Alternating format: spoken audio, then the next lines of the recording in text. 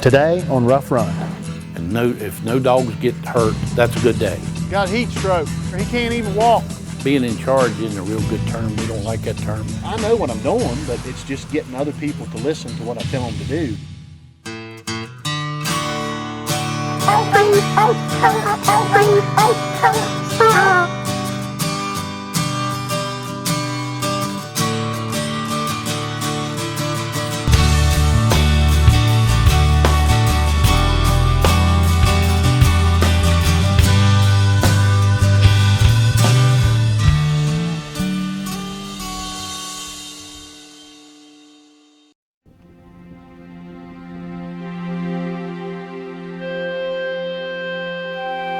The early bear season is only days away, and the Rough Run boys are hoping to get one more training day for their dogs.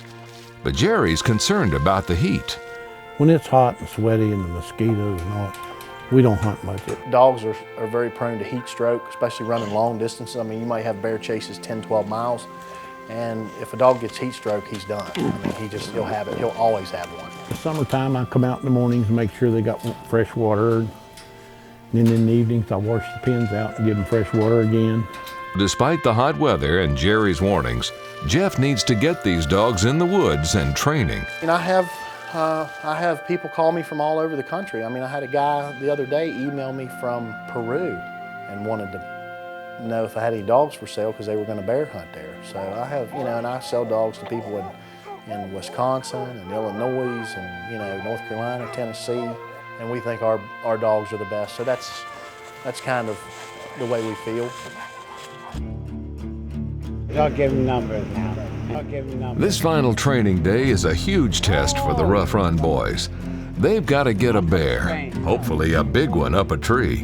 In hound hunting, reputation is everything, and this most recent dry spell could spell trouble. This is the top of the Shenandoah Mountain. We're in Rough Run right now. We're headed out. We're going to head straight south and just run the very tippy top of the Shenandoah Mountain Range. So the road we're standing on right now, the right side's Virginia, the left side's West Virginia. Each of us are going to take 3 or 4 dogs, and we're going to walk that road out and try to strike a track and turn loose. This is it. This is as close to a guarantee as we're going to get because no one's been in there all year because the gates have been shut. The Rough Run boys split up into 2 groups. Along the top of the mountain, Jeff and some of his dogs, Danny the Yankee and his dogs, John and the kid Ryan. On the bottom is veteran bear hunter Mike Adams and 2 of the young ones, Jeff's son Barrett and Mike's neighbor William. Now all they need is some sign of a bear. And these dogs are trained to have their heads out where they can smell, and when they come across where a bear has come across the road, or even if the bear is walking in the woods off the trail or off the road that you're on, these dogs can actually smell the track. It's phenomenal. They have certain barking elements where they'll just start barking, and that's how you know that a bear has just crossed the road or is near in the woods.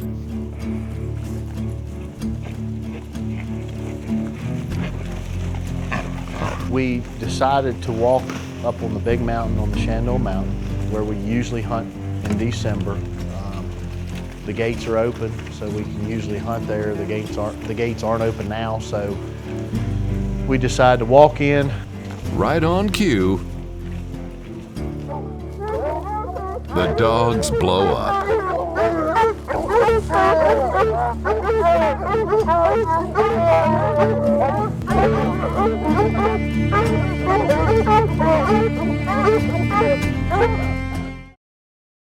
When we were putting Rough Run together, one of the things that we really wanted to do was to try to show some different sides of things. So we felt like there was an opportunity to get some pretty cool shots if we could get a camera on the dogs. And that's what we did. We were able to get these small GoPro cameras. They're the little cameras that you see skydivers wear or motorcycle guys wear. Now the guys weren't too thrilled with that. The dogs already are carrying a lot of stuff anyway. They've got the collar for the lead strap. They've got a collar that has a big transmitter for the radio device. They've got another collar that's a transmitter for the Garmin GPS device. So they're already carrying a bunch of stuff, but we were able to convince them that it might be a cool look, and they went for it, and it was great. What was cool was we got some really neat shots from the dogs. First off, you get to see what the dogs are doing when nobody's around. When they aren't running full speed the whole time. So you see them trot a little bit, you see them drink water. You kind of get a feel for what they're doing. This is the dog camera here on Rough Run.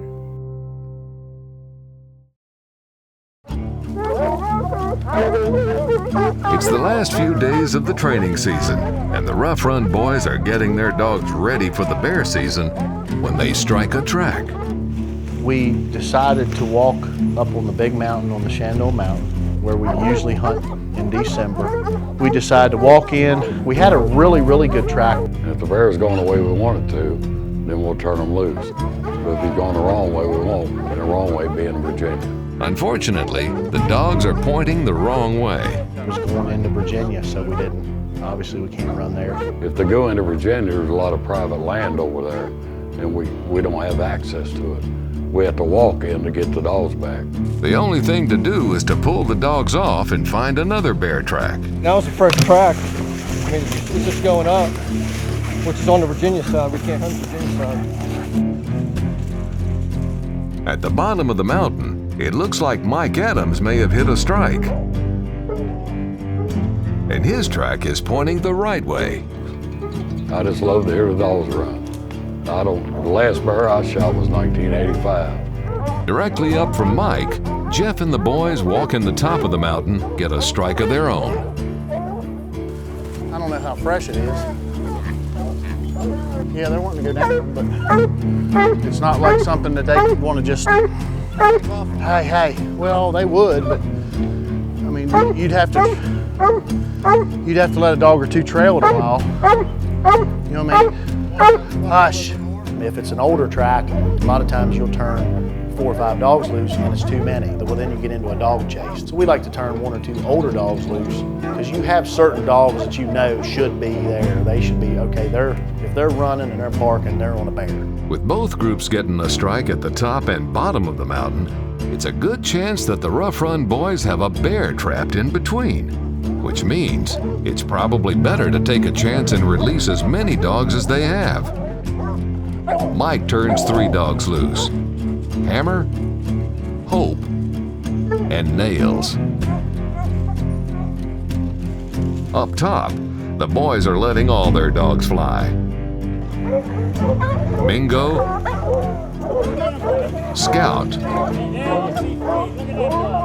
Ranger, Jack, and Ryder.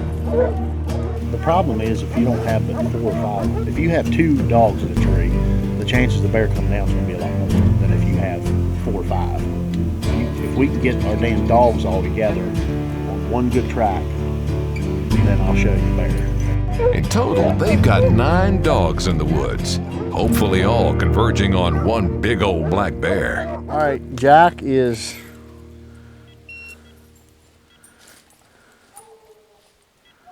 Jack's going around this way. Let's go back up. We need to go on around. With the dogs on the run, Jeff is able to track their movements with a GPS device. We typically put 2 different collars on a dog. One is we call them the old style or Amish trackers because they're primitive. The Garmin collars will actually specifically pinpoint a spot that they are. You can see exactly where the dog is all the time, see what he's doing, and then you just track his movement. And once they stop, all of them kind of bunch together and then they'll start showing them trees. Jeff is hoping the dogs can find the bear and get him up a tree. Treeing a bear is basically finding a track, turn the dogs loose. They obviously chase from the scent, and then the dogs basically harass the bear enough to where he climbs up in a tree where he's safe and he knows the dogs can't get to him. The guys walk back to their vehicles to get a better vantage point for the chase. Yeah. Did you turn loose? Yeah, they're going up the mountain. With the dogs released and on the run, now comes the tracking. The bear is running up and down the hill trying to shake the dogs. It doesn't seem like this bear is ready to go up a tree. With the temperature inching towards 90 degrees, Jerry is finally able to reach Jeff on the radio, and he's not too happy to hear the dogs are running in the woods. heat, hot weather was the hardest thing on a dog that there was. I mean, if they got the heart in them, they'll run till they die, till it busts their heart. And Jeff is getting a bit frustrated with all the complaining. You know, like he's got some big secret, you know, he wants to, or he's just so knowledgeable. I don't want to discuss, I just want to talk to you. You know? Him and my dad ought to move in together. He'll ask me questions about that he absolutely knows that I don't know anything about. The trouble between Jeff and his dad is coming to a boil. But that's gotta wait, because the chase has just taken a turn for the worse. So we went on out and they were kind of winding down in. I don't think the bear ever crossed the road. We turned loose and they trailed for quite a while, did a pretty decent job. And then the dogs kind of hung up. They're out of my hearing, I'm trying to figure out where they're at. Well, I'd go check it out because they're not moving. Hammer's showing treed. Hope's there. 3 of my dogs were actually showing treed, so we walked down to them, and only 1 dog was barking. And I knew then that there was something wrong.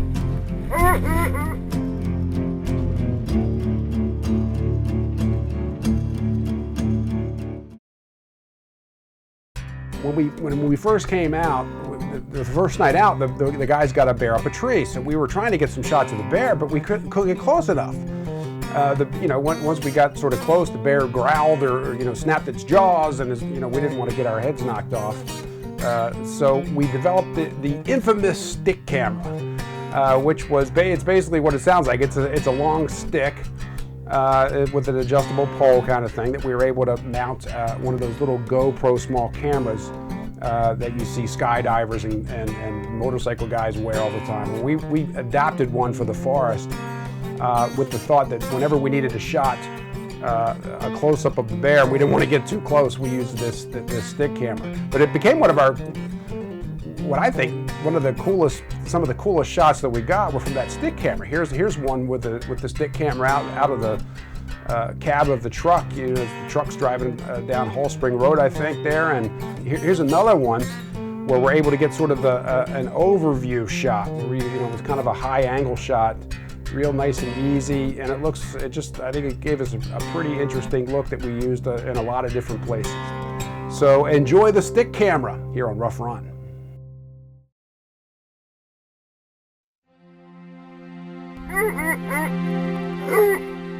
The Rough Run boys are hot on the trail of a bear when their GPS trackers indicate the dogs have one treed. And we were showing them 440 yards from the Garmin where crows fly off the top of the road where we were at. So we're going on in at them. So we get down there and only 1 dog was barking. And I knew then that there was something wrong. I said that they're not treed. I mean, if they were treed, I don't care how tired they are, how wore out, they would be barking. When Jeff finally reaches the dogs, his worst fears are realized. One of the dogs isn't moving. Mingo is hurt. My other dog, Jack, he's like a brother. He was like a brother to him. He was like, wanting to make sure he was okay. And that was the dog that was barking. He's all right, he's all right, he's all right, he's all right. But he would not leave that dog behind, and he stood there and barked till we got there because he wanted to let us know where he was. It was almost like he knew he was in trouble.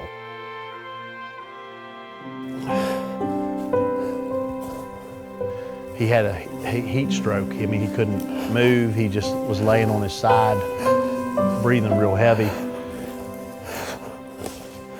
His muscles weren't functioning, so we actually had to carry him out of the woods. And I see him coming down. He's carrying the dog. He's carrying it. He's carrying it.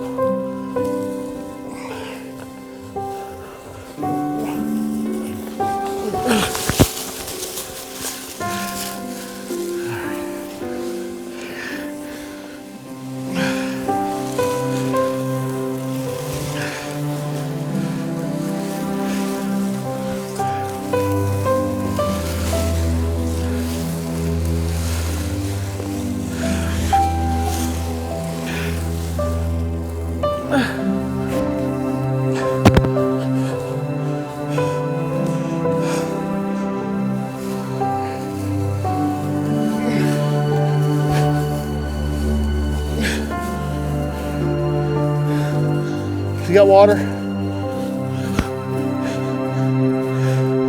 Just lay him down here. He's fucked, man. He's fucked. I mean, he's fucked.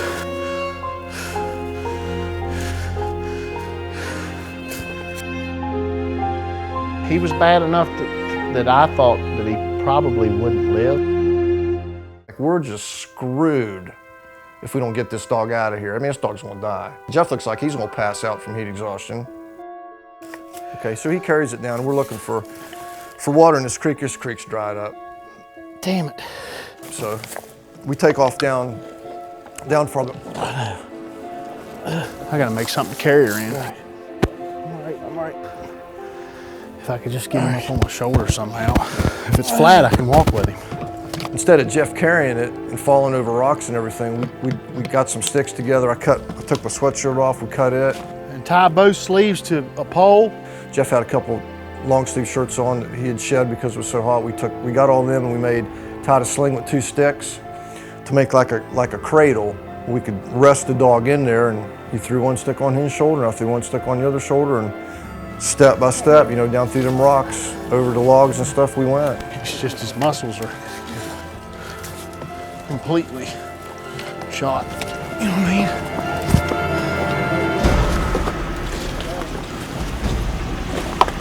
Get him down and then put him in the water somewhere. With Mingo finally out of the forest, he's far from being out of the woods. The heat stroke is having its effects, and his vital organs are close to shutting down. Get that off. Danny and Mike Adams take the lead and work frantically to cool the dog off and get him hydrated. I mean, her nose wasn't wet. I mean, her ears were hot. I mean, it just wasn't a good thing.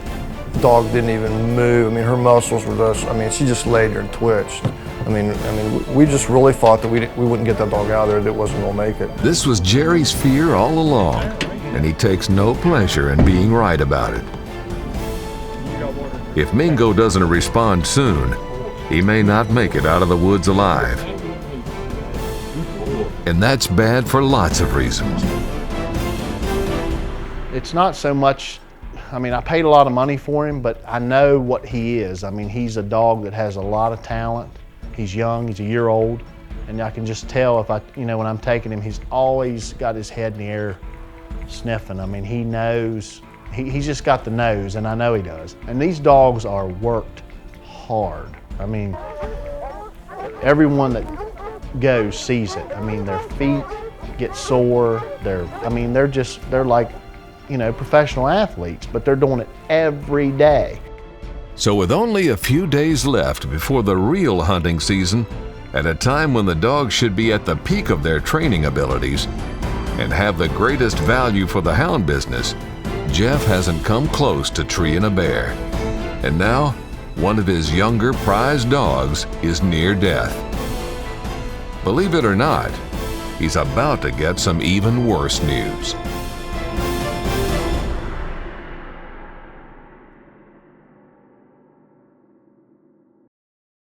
Yeah, we're hound hunters, and we cater to the black and tans, the Albert breed. We've had a lot of good luck with those dogs. We've had them for a lot of years, and we've got kind of attached to those. If you train a dog from a puppy, you'll have a year or two. You get them started on maybe a coon, or you got to walk with them in the creeks till you find something. You get them running, then you can switch them over sometimes to a bear. But you're talking about, if you train one from scratch, you're talking about a year or two. We enjoy listening to the dogs and watching them work, and it's just a self-satisfaction knowing that your dog's outsmarted the bear. They found him, they jumped him, they ran him till he got tired, and they put him in a tree or they bay him up. Yeah, the ones that we keep for ourselves, all but 2 up there. There's 4 up there that we've had for 4, 5, 6 years. I mean, they're just like a family pet. One of Jeff's most promising young hunting hounds is suffering from a heat stroke. his muscles weren't functioning, so we actually had to carry him out of the woods 0.6 of a mile, so that wasn't easy. I mean, we took our shirts off and made like kind of a makeshift bassinet or whatever you want to say on a pole and carried him out. If the guys can't get his body temperature down and get him hydrated, he may not make it.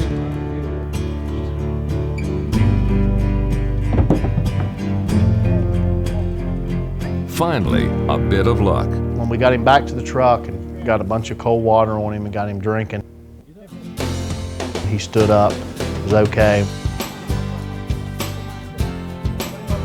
I guess, you know, we've been walking around the woods all week, so we don't know in our mind really, it doesn't register for us how tired. I mean, we're hot and sweaty, but it doesn't register to us. These dogs are running 10 times what we're walking, so, and they're running. Jerry suspects that the heat, combined with some medicine the dog is taking, may have caused the dehydration. If no dog's getting hurt, that's a good day. If we get to that point, I'm satisfied. I'm just glad he's okay. My dogs are very, very important to me. So it was very important to me that no matter what it took, I was going to do it. And when he got home, he was eating. My dad checked on him like 4:30 the next morning. He took him some more stuff out to eat, some stuff. And the next day, the next morning, I came in to get the dogs to take them hunting. He was up barking, you know, ready to go, but I'm just not going to hunt him the rest of the week. But make no mistake, the boys are going hunting, even with the afternoon heat. We're going to cut down the other road, so they're going kind of toward that. I'm going to try to cut them off. See the dogs barking right here. Right there, the bear. Get the dogs off. Within seconds, the dogs are out of the truck and chasing the bear.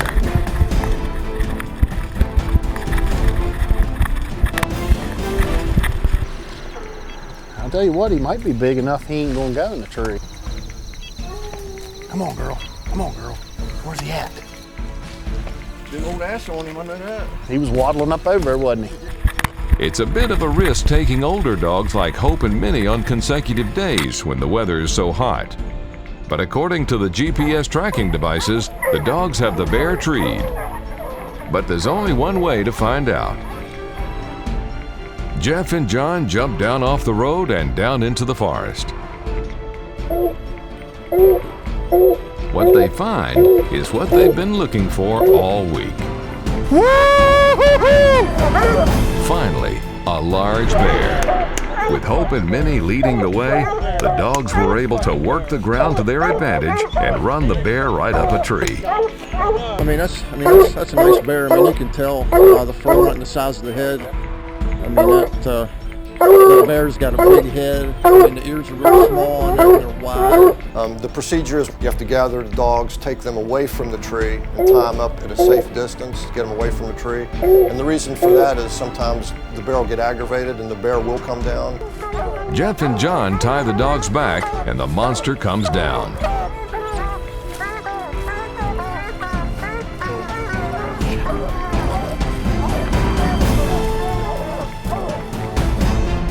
That's a big mother.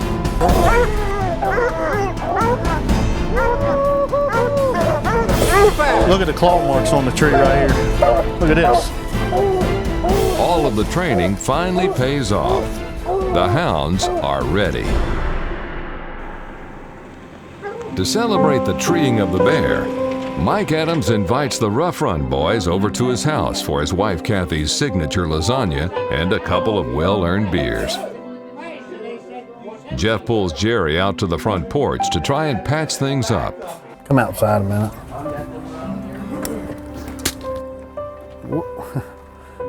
What are you mad about? I ain't. You have to be. You mad. wouldn't be I hunting. just quit. Why? I just don't want to do it anymore. Why? Because I don't want to. I don't want you to think that like you're not important to me because you are. I mean, it's not fun for me either if you're not around. I'm just telling you.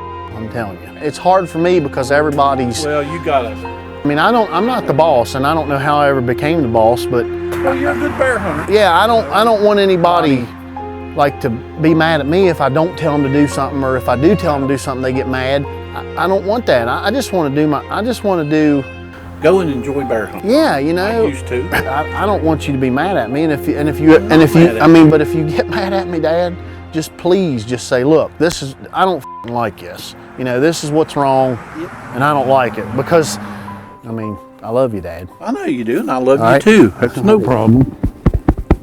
And I'm sorry I don't, you know, I just don't. That ain't no problem. Yeah. Don't worry about I mean, it. I ain't all no right, problem. well, just don't be mad at me.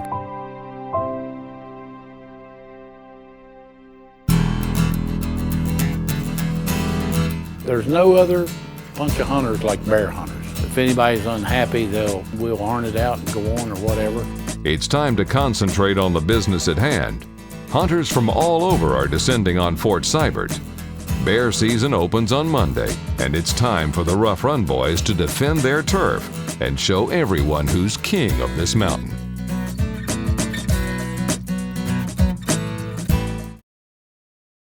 Next time on Rough Run. Vultures are out. People, they'll monitor your channel, try to cut off your dogs and put their dogs in. We call them vultures. You got guys just following you around when they know that you have a bear running. Here we go.